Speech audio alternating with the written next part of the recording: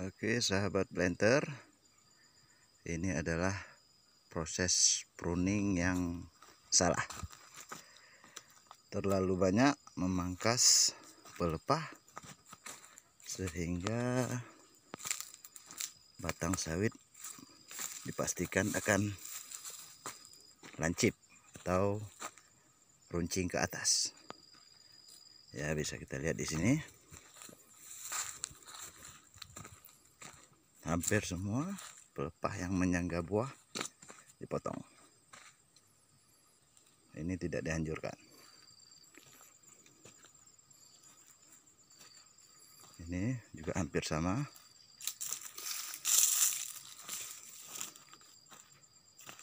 Nah, tapi ini hampir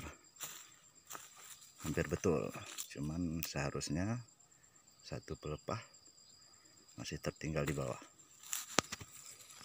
Kita lihat yang lain.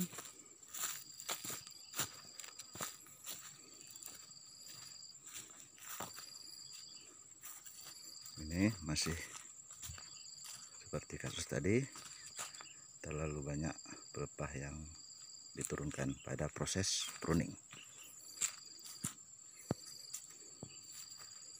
Dan rata-rata seperti itu. Kebanyakan pelepahnya terlalu banyak diturunkan sehingga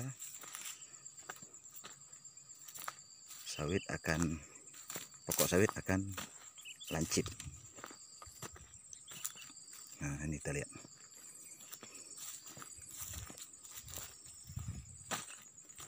Ini adalah proses yang salah.